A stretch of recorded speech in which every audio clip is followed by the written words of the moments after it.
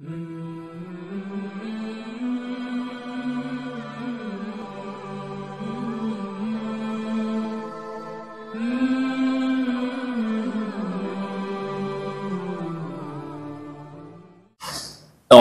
minasyaitonirrajim. Bismillahirrahmanirrahim. Bismillah wassalatu wassalamu ala sayyidina Rasulillah. Ilahi anta ya Allah wa salli wa sallim. Assalamualaikum warahmatullahi wabarakatuh. Alhamdulillah. Alhamdulillahilladzi hadana li hadza wa ma kunna linahtadiya laula an hadanallah. Ashhadu an la ilaha illallah wa ashhadu anna sayyidana Muhammadan abduhu wa rasuluhu la nabiyya ba'da. Allahumma salli ala sayyidina Muhammadin fil awwalin wal akhirin wa fi kulli waqtin wa hin wa ba'd. Alhamdulillah, puja dan puji syukur kehadirat Allah Subhanahu wa Ta'ala atas setiap dan segala karunia serta nikmat yang Allah berikan kepada kita semua. Salawat dan salam semoga selalu tercurahkan kepada junjungan kita Nabi besar Nabi Muhammad sallallahu alaihi wasallam. Tak ketinggalan salawat dan salam untuk keluarga Rasulullah sallallahu alaihi wasallam, min azwajihi wa dzurriyyatihi, min ali baitihil kiram. Salawat dan salam untuk para sahabat Rasulullah sallallahu alaihi wasallam radhiyallahu anhum ajma'in, dan juga kepada seluruh umatnya Rasulullah sallallahu alaihi wasallam, di mana kita termasuk di dalamnya. Semoga pada saatnya kelak kita semua diaku sebagai umatnya Rasulullah sallallahu alaihi wasallam, mendapatkan syafaat beliau sallallahu alaihi wasallam, ditempatkan dekat dengan beliau sallallahu alaihi wasallam, ma'an nabiyyin wasiddiqin wasyuhada'i wassalihin wa hasuna ulaika rafiqa. Amin ya rabbal alamin. Jemaah yang dimuliakan Allah Subhanahu wa Ta'ala, alhamdulillah hari ini hari pertama di tahun 2025. Allah masih kasih kita kesempatan untuk melanjutkan dan mengistiqomahkan kajian kita. Semoga kita menjadi orang-orang yang terus istiqamah dalam menuntut ilmu Allah Subhanahu wa Ta'ala. Lebih penting daripada itu, kita semua masuk sudah di bulan Rajab. Allahumma barik lana fi Rajab wa Sya'ban wa ballighna Ramadan. Ya Allah, berkahi kami di bulan Rajab ini, juga di bulan Sya'ban, bulan setelah ini, dan pertemukan kami dengan bulan Ramadan.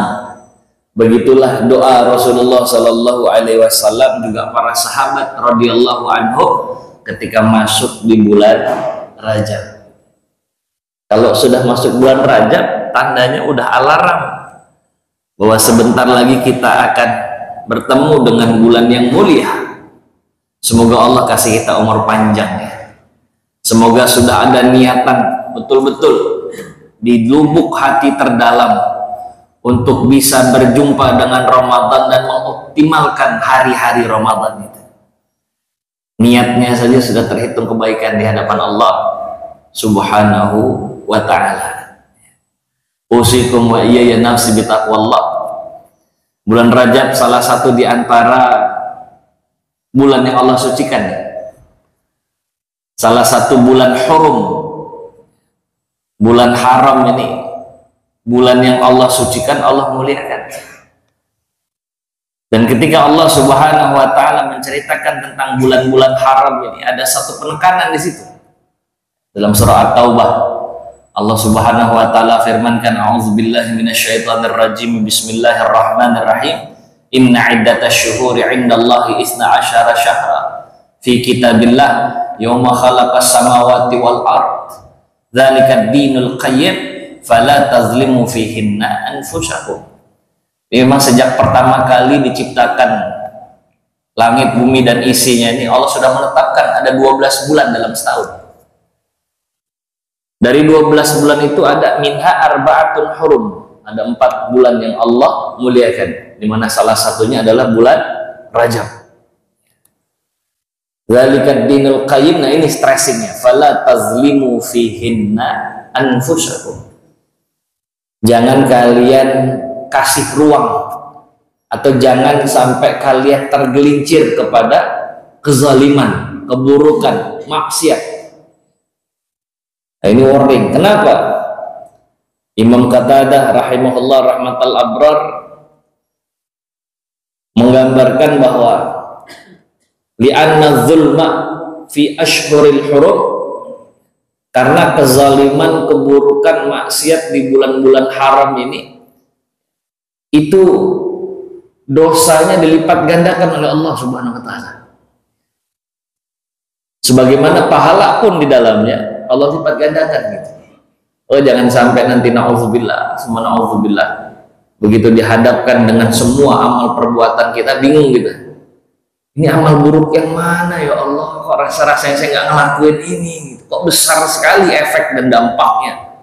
Oh, ternyata mungkin salah satunya adalah dosa-dosa yang kita lakukan di bulan haram. Semoga Allah istiqomahkan kita dalam kebaikan, Allah istiqomahkan kita dalam ketaatan, wafat dalam keadaan husnul khatimah insyaallah.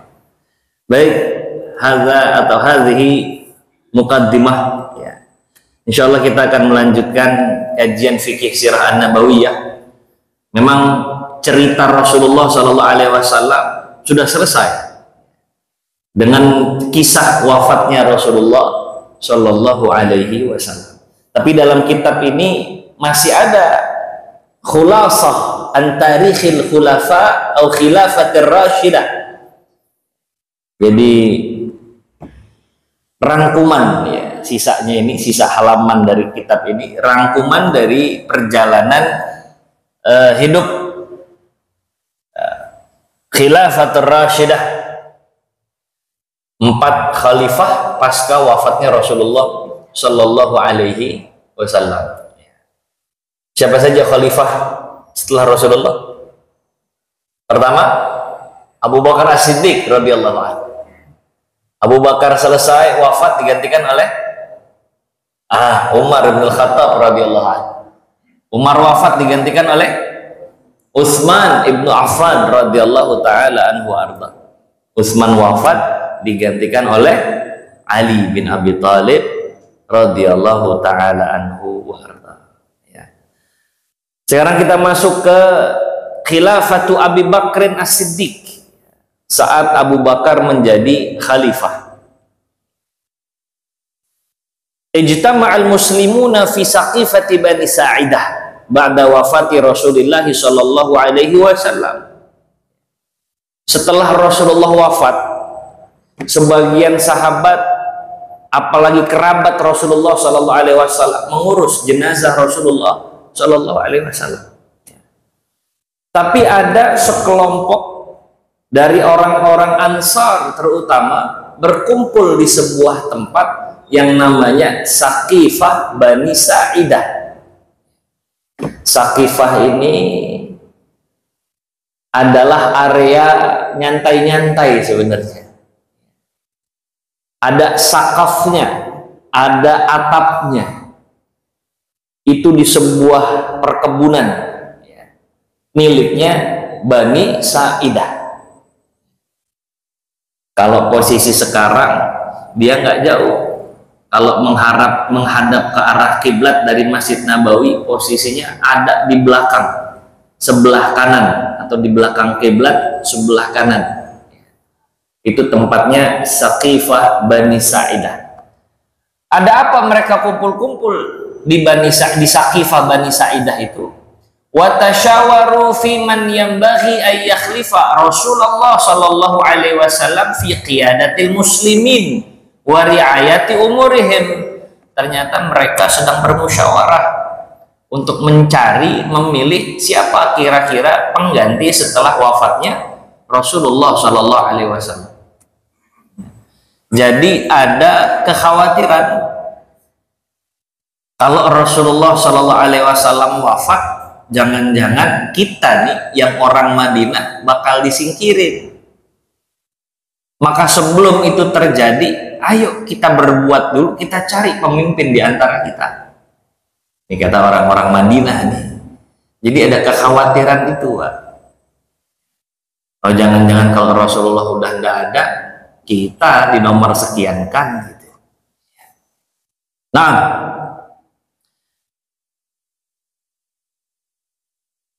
wa ba'dal muzakarah wal mudawilah wa isti'rad ta'ifah minal iqtirahat.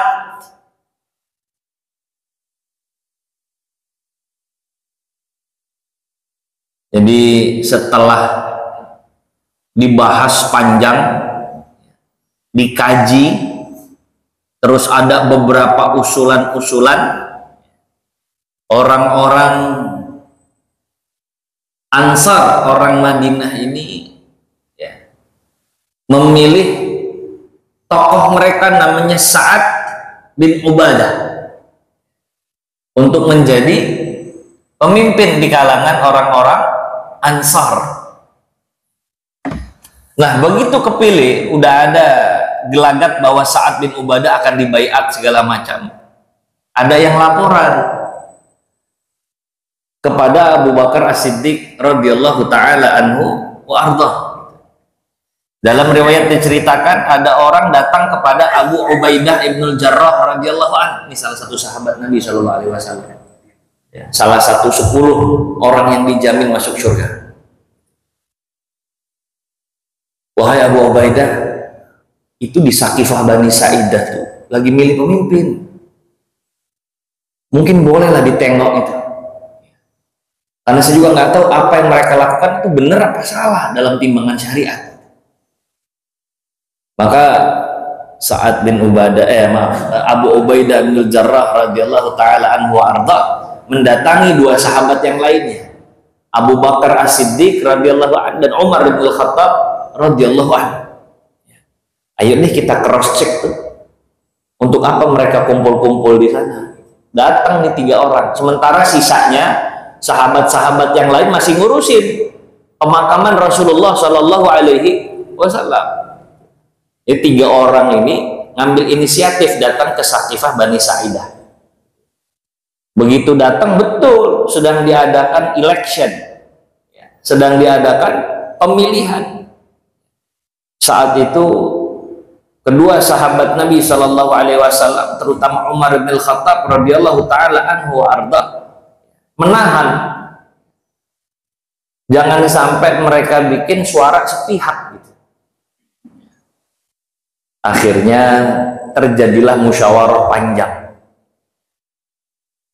Orang-orang Ansor tetap minta, udah gini aja, supaya kami ini terjamin dari kami ada pemimpin. Sementara dari orang-orang Muhajirin yang notabene adalah orang-orang Mekah juga cari aja pemimpin gitu. Yang penting kita sama-sama win-win solution, sama-sama punya sandaran gitu, punya pemimpin. Lana amir walakum amir. Kami orang Madinah punya pemimpin, kalian juga punya pemimpin. Kata sahabat-sahabat Nabi dari golongan Muhajirin, nggak bisa begitu. Nah, harus satu pemimpin dan kita harus pilih. Kemudian Abu Bakar As-Siddiq radhiyallahu taala anhu wa arda akhirnya ngomong, kalau saya boleh urun rembuk dan ngasih pandangan, sebenarnya di hadapan kalian sudah ada orang yang cocok untuk memegang tampu kepemimpinan pasca wafatnya Rasulullah Shallallahu Alaihi Wasallam. Yang pertama saya rekomendasikan Umar bin Khattab radhiyallahu taala anhu arda. Kalian tahu track recordnya, rekam jejaknya, ketegasannya. Maka Umar lah yang amat sangat cocok untuk menggantikan kepemimpinan kaum muslimin pasca wafatnya Rasulullah Shallallahu Alaihi Wasallam. Atau saya tawarkan juga Abu Ubaidah ibnul Jarrah, yang Rasulullah Shallallahu Alaihi Wasallam merekomendasikan sahabat kita yang mulia satu ini dengan sebutan Aminu Hadzihil Ummah. Aminu Hadzihil Ummah artinya umat yang paling terpercaya di antara yang lain. Ini bukan berarti yang lain nggak bisa dipercaya, tapi khusus buat Abu Ubaidah bin Jarrah sudah dapat tazkiyah, sudah dapat rekomendasi dari Rasulullah Shallallahu Alaihi Wasallam. Orang yang paling jujur amanah gitu, di antara orang-orang amanah yang lain. Kita tahu Rasulullah Shallallahu Alaihi Wasallam bahkan sebelum diangkat menjadi nabi juga punya julukan Al-Amin. Maka mirip-mirip nih, kita butuh pemimpin yang memegang teguh amanah ini. Nah, Abu Ubaidah orangnya. Kata siapa? Abu Bakar As-Siddiq radhiyallahu anhu. Tapi lantas kemudian kedua sahabat ini menyanggah, nggak bisa.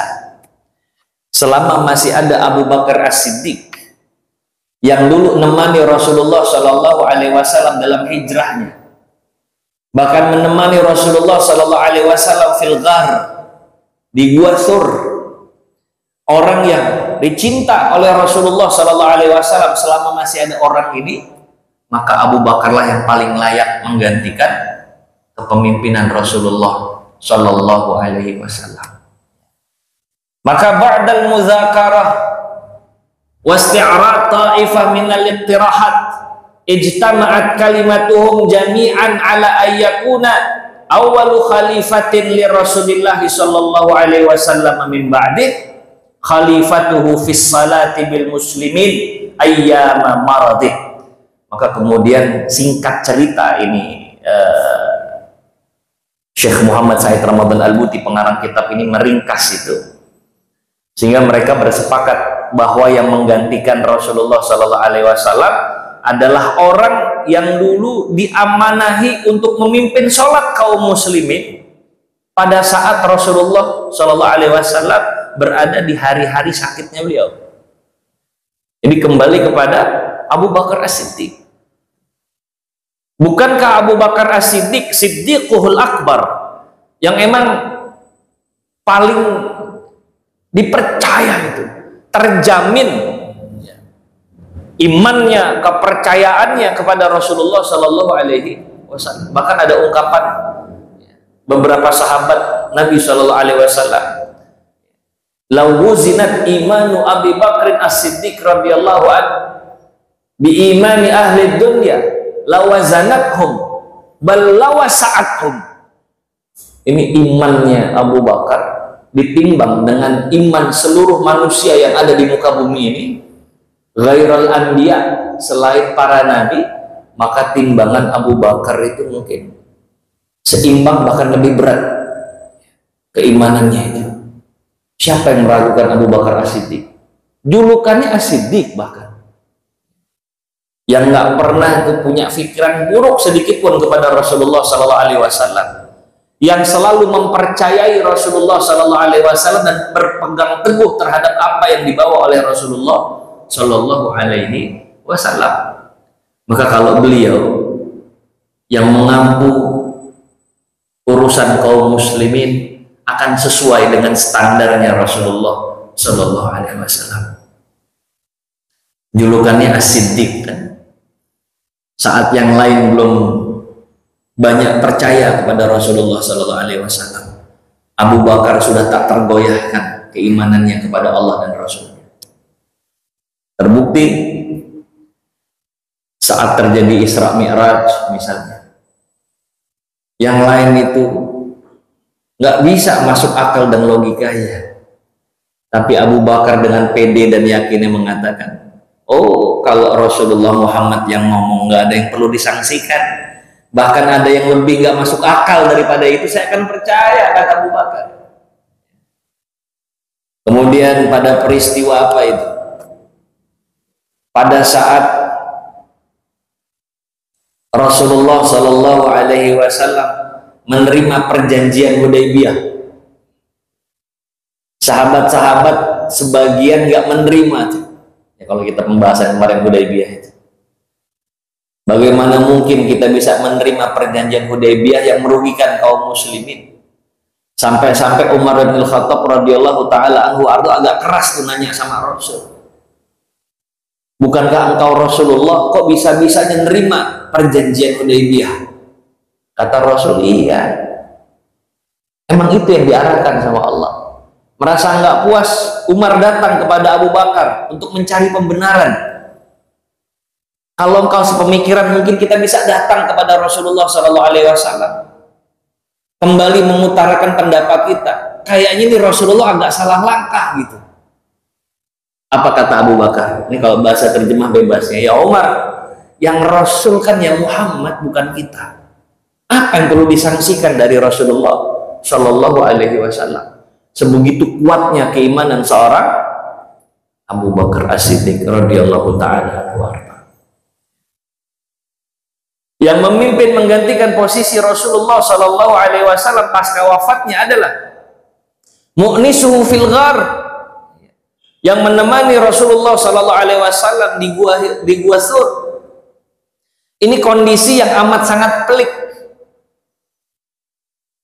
Orang yang sudah tahu bahwa nyawanya amat sangat terancam kalau mau membersamai Rasulullah Shallallahu Alaihi Wasallam yang saat itu sudah jadi target man, dibunuh oleh seluruh kabilah yang ada. Resikonya nyawa sudah. Tapi lihat bagaimana setelah Abu Bakar dipilih untuk menemani Rasulullah Shallallahu Alaihi Wasallam hijrah, nangis kan? Nangisnya bukan nangis nyesel, tapi nangis bahagia. Bahkan pengakuan dari apa yang disaksikan oleh Ummul Mukminin Aisyah radhiyallahu anha, ma ra'aitu rajulan yabki li syiddatil farah qat. Saya belum pernah ngelihat ada orang nangis gara-gara bahagia sampai sebegitunya. Sebelum saya melihat ayah saya Abu Bakar itu nangis gara-gara diminta nemani Rasulullah Shallallahu Alaihi Wasallam hijrah. Jadi nangisnya sampai sengukan. Itu bentuk kecintaan, dedikasi kepada Allah dan Rasulullah Shallallahu Alaihi Wasallam. Nggak heran Abu Bakar As-Siddiq menjadi orang yang paling dicinta oleh Rasulullah Shallallahu Alaihi Wasallam. Kalau nanya cinta, Rasul cinta sama sahabat-sahabat seluruhnya, bahkan sama kita yang saat itu belum diciptakan oleh Allah Subhanahu Wa Taala ke dunia ini. Rasul kan sudah merindu sama kita umatnya. Tapi kalau ditanya siapa yang paling dicinta oleh Rasulullah, sebagaimana riwayat dari Amr bin Al-As radhiyallahu taala anhu arda, waktu itu Amr bin As baru jadi mu'alaf, tiba-tiba diminta sama Rasulullah mimpin pasukan ke Zatus Salasil, mimpin. Amr bin As merasa bahagia sekali, dapat perhatian lebih dari Rasulullah, bahkan diamanahi jadi pemimpin pasukan.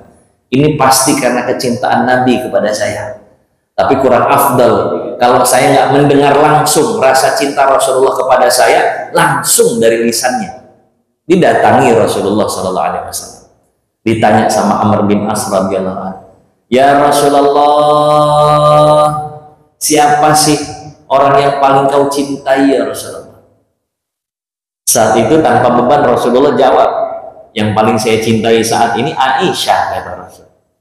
Oh, Aisyah, dikirain nama saya yang disebut, kata Amr bin As.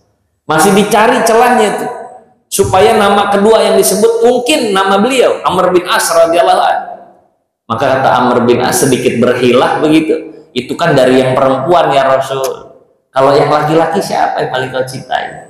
Dia nunggu-nunggu berharap namanya yang disebut. Tapi kata Rasulullah Sallallahu Alaihi Wasallam, wa minar rijal, kalau dari laki-laki abuha, ayahnya Aisyah radhiyallahu anha. Siapa ayahnya Aisyah? Abu Bakar As-Siddiq radhiyallahu ta'ala anhu.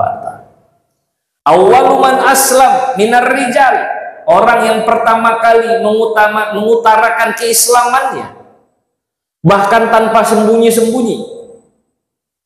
Abu Bakar As-Siddiq yang sejak awal membackup dakwahnya Rasulullah Sallallahu Alaihi Wasallam. Dia rela menjadi bulan-bulanan Quraisy.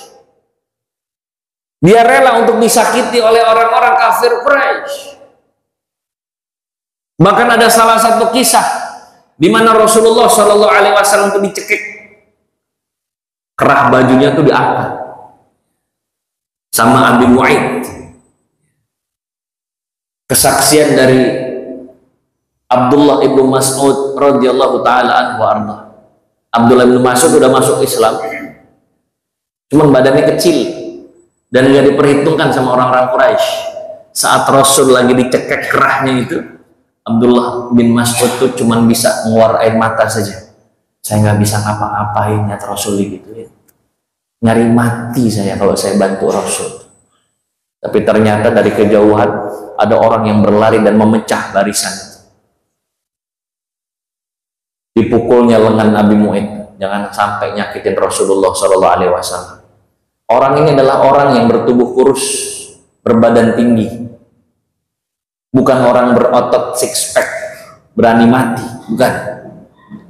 Orang itu kurus, dia lepaskan genggaman tangan yang kurang ajar kepada Rasulullah Shallallahu Alaihi Wasallam. Orang itu adalah Abu Bakar As-Siddiq radhiyallahu taala anhu. Siapa, bagaimana mungkin kalian berani menyakiti Muhammad Sallallahu Alaihi Wasallam yang menyatakan tidak ada ilah yang hak kecuali Allah? Oh, dengan gagahnya Abu Bakar itu. Kurus, badannya kurus. Badan boleh kurus, nyali nggak ada batasnya. Apalagi untuk urusan Rasulullah Sallallahu Alaihi Wasallam. Saat itu orang-orang Quraisy mukulin. Abi Mu'aid itu punya sendal, ship. Sendalnya dari kayu, bakyak kalau kata kita. Itu berkali-kali dihantamkan ke kepalanya Abu Bakar As-Siddiq. Sampai Abu Bakar As-Siddiq itu kehilangan kesadaran. Kalau tidak diingatkan sama orang lain, ingat ya, kalau kamu sampai ngebunuh nih orang, kabilahnya akan balas dendam. Dan dia ini orang-orang yang cukup terpandang di kalangan Quraisy, keluarganya Abu Bakar ini. Maka orang-orang sadar, termasuk Abi Mu'aid, dibiarkan tergeletak begitu saja dalam keadaan pingsan. Abu Bakar dibawa ke rumahnya. Rasulullah Sallallahu Alaihi Wasallam pun kembali ke rumah. Ibunya nangis. Abu Bakar itu, apa kata ibu? Gak usah lagi kamu bela-bela Muhammad. Gak usah lagi kamu berada di barisan Muhammad. Gak usah terlalu vulgar memperlihatkan engkau berada di pihak Muhammad. Lagi ibunya nangis, tiba-tiba Abu Bakar buka mata, bangun dari pingsannya. Bukannya ngerasa sakit, terus mengeluh. Apa kata-kata yang pertama kali keluar dari lisan Abu Bakar? Bagaimana keadaan Rasulullah Shallallahu Alaihi Wasallam? Padahal mukanya bonyok-bonyok, luka-luka. Begitu melek mata, siapa yang dicari? Rasulullah Shallallahu Alaihi Wasallam. Ya Allah, siapa yang kau cintai ya Rasulullah? Aisyah. Terus siapa lagi? Abuha. Nggak heran, karena sebegitunya pengorbanan seorang Abu Bakar As-Siddiq radhiyallahu taala anhu.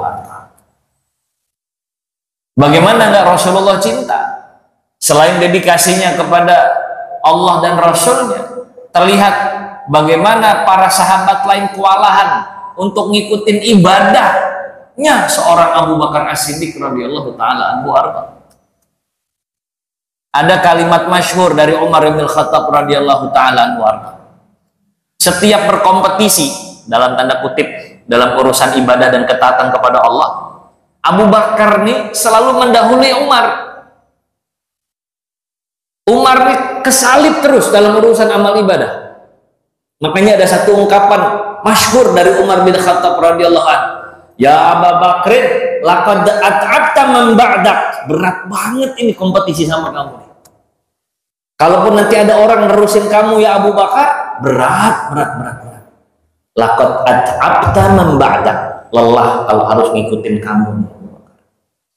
Ada satu riwayat terkait dengan Abu Bakar As-Siddiq yang selalu mengungguli sahabat-sahabat yang lainnya, dan ini bisa menjadi bekal kita di awal tahun Masehi, terkait apa yang Abu Bakar radhiyallahu taala anhu arda lakukan dan menjadi ibrah bagi semuanya. Satu waktu Rasulullah Shallallahu Alaihi Wasallam itu kumpul sama sahabat-sahabat. Ini biasa dilakukan sama Rasul di masjid, setelah sholat, sebelum sholat, di masjid dilakukannya. Terus Rasulullah Shallallahu Alaihi Wasallam saat itu nanya sama sahabat-sahabat, wahai sahabat-sahabatku, kata Rasul Shallallahu Alaihi Wasallam, man asbaha minkumul yawma sha'ima. Saya mau tahu hari ini yang puasa siapa, kata Rasul. Saat yang lain belum sempat ngejawab, Abu Bakar ngejawab, saya puasa ya Rasul. Ana ya Rasulullah. Oh, Abu Bakar puasa. Nah, ya Rasulullah.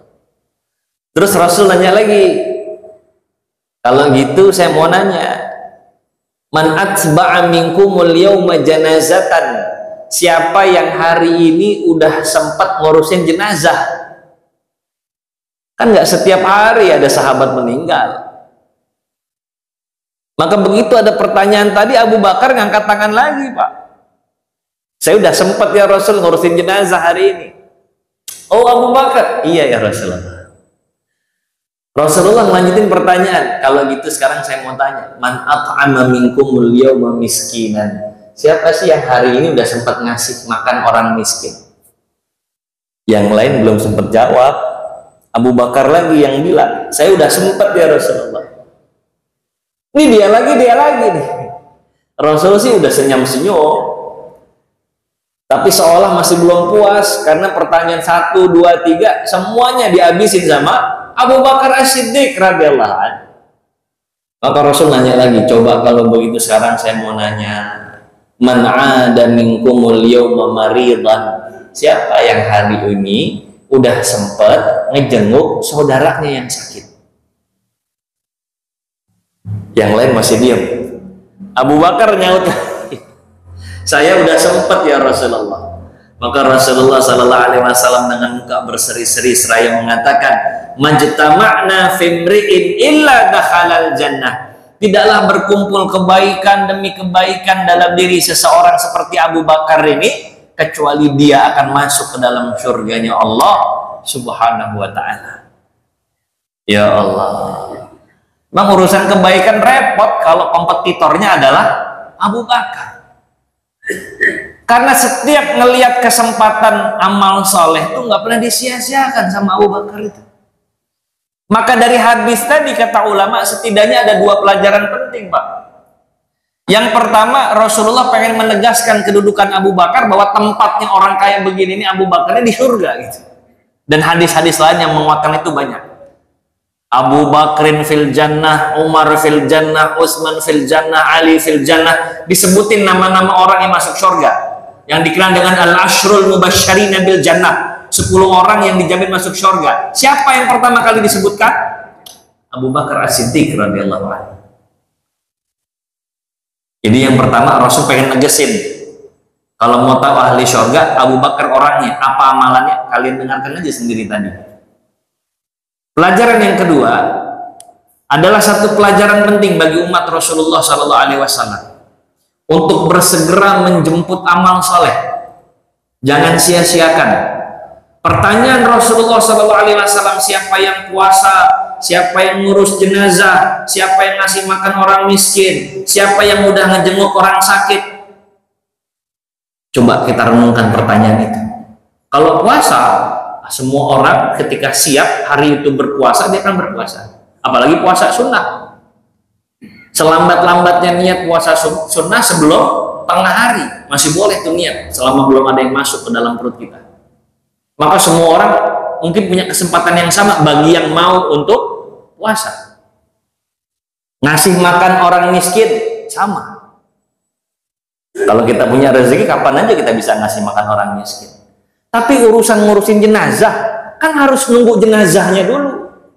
Nggak setiap saat sahabat meninggal tuh, nggak setiap saat.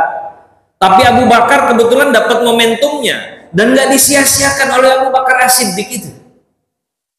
Begitu juga dengan ngunjungin orang sakit, kan harus ada objeknya dulu, artinya harus ada orang yang sakit. Dan nggak setiap hari kan sahabat-sahabat itu ada yang sakit, tapi Abu Bakar ketemu momentumnya dan nggak disia-siakan sama Abu Bakar As-Siddiq radhiyallahu anhu. Maka memang nggak heran nama beliau adalah Abu Bakrin. Sebagian itu mencocokkan dengan nama Bukr, atau bikr, artinya mutabadir, orang yang bersegera. Ada namanya sobahan mubakiran, pagi-pagi banget gitu, awal-awalnya pagi. Jadi bakar itu dimaknai al-mutabadir fil amal, orang yang bersegera. Kalau ada amal soleh udah dijemput. Nah, ini bisa jadi satu pelajaran penting buat kita. Kalau ketemu amal soleh, jangan dibiarin, jangan kasih ruang syaitan ngambil peranan untuk membuat kita ngulur-ngulur amal soleh. Udah jemput aja tuh amal soleh. Ngedenger ada orang sakit tetangga kita, udah jangan diintar-intarin. Saat itu bisa datangin langsung, jenguk saat itu. Ada orang butuh, kita mampu untuk bantu nih, udah jangan dikasih ruang, ntar kali maghrib deh kita datengin. Jangan, syaitan tuh bisa ngambil alih tuh, bisa belok tuh niat tuh kalau kita kasih ruang. Makanya dalam agama kita jangan sampai kita tergelincir kepada satu sifat yang namanya taswif. Taswif itu ngulur-ngulur untuk beramal. Jangan sampai kejebak sama taswif. Taswif asal katanya saufa. Saufa itu pasti. Ada orang mau jenguk, ntar aja deh, sorean deh jenguk deh, pasti dijenguk pasti, tapi ntar sore, nggak sekarang. Itu taswif, masih pagi itu ngomongnya. Ada orang mau sedekah tapi belum pecah nih duit nih, ntar aja deh, pasti ntar sedekah pasti, tapi nggak sekarang, ntar kali. Ini taswif nih. Itu kita ngasih ruang sama syaitan untuk membuat kita berpaling dari niat awal kita. Disebut taswif. Apa namanya? Taswif. Hati-hati itu, Pak. Saufa wa saufa. Ntar gak dilakuin, gak taunya malah dia tinggalin. Itu syaitan. Rasulullah SAW bahkan mengatakan at-taswif jundun min junudi iblis. Ini salah satu perangkap iblis, syaitan. Ya taswif itu, ngulur-ngulur amal saleh. Maka hati-hati. Nah ini kita masuk 2025 harus berubah nih. Ada amal kebaikan, ada celah untuk berbuat amal saleh, jemput aja Pak. Jemput. Kalau udah jadi kebiasaan enak tuh, ngelihat ada celah amal saleh dikit, wah ambil. Jangan biasain ngulur-ngulur. Nanti diambil ruangnya sama syaitan. Akhirnya malah berpaling. Berapa banyak orang niat sedekah diundur nggak jadi sedekah. Berapa banyak orang pengen puasa diundur nggak jadi puasa. Berapa banyak orang pengen ngelakuin amal-amal ketaatan dan amal saleh, tapi dia ulur-ulur. Akhirnya apa? Malah nggak jadi ngelakuin amal saleh. Sholat sama kayak begitu. Bahkan ada peringatan khusus. Orang-orang yang menyia-nyiakan sholat itu salah satunya adalah orang-orang yang mengulur-ngulur waktu sholat tanpa uzur.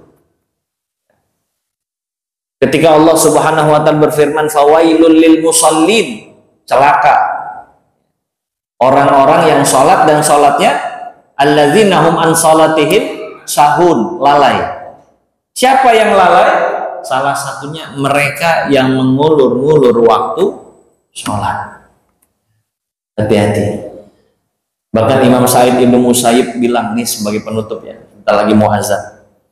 Ada orang yang sholat zuhur menjelang asar tanpa uzur, sholat asar mepet-mepet waktu maghrib tanpa uzur, sholat maghrib menjelang isya tanpa uzur, sholat isya pengen dekat subuh tanpa uzur. Siapa yang mati dalam keadaan begini dan belum sempat bertaubat kepada Allah Subhanahu wa ta'ala, wa'adallahu lahu bi ghaib. Allah nyiapin sebuah tempat lembah namanya ghaib. Apa itu ghaib? Wadin fi jahannam, lembah di neraka jahannam. Ba'idun qa'ruh syadidun ta'mu. Tempatnya di kerak neraka dan rasanya akan sangat menyakitkan sekali. Itu buat yang ngulur-ngulur waktu sholat tanpa uzur. Taswif kan itu. Maka pelajaran dari Abu Bakar As-Siddiq radhiyallahu taala anhu wa arda sebagai bekal kita semua. Kalau ketemu celah kebaikan, jemput Pak. Jangan kasih ruang untuk kita ulur-ulur amal saleh ini. Semoga yang singkat ini bermanfaat untuk kita semua. Besok kita lanjutkan kembali beberapa ahammu maqama bihi fi muddati khilafatih, beberapa hal-hal yang memang dilakukan oleh Abu Bakar As-Siddiq saat menjadi khalifah, ya. Mudah-mudahan Allah Subhanahu wa taala menjadikan majelis kita hari ini majelis yang bermanfaat, majelis yang mengundang kebaikan serta keberkahan dari Allah Subhanahu wa taala. Mari kita tutup dengan bersama mengucap hamdalah. Alhamdulillahirabbil alamin. Subhanakallahumma wa bihamdika asyhadu an la ilaha illa anta astaghfiruka wa atubu ilaik. Terima kasih banyak. Allahu waliyut taufiq wallahu khairul musta'an. Sekali lagi kita berdoa, Allahumma barik lana fi Rajab wa Sya'ban wa balighna Ramadan. Wassalamualaikum warahmatullahi wabarakatuh.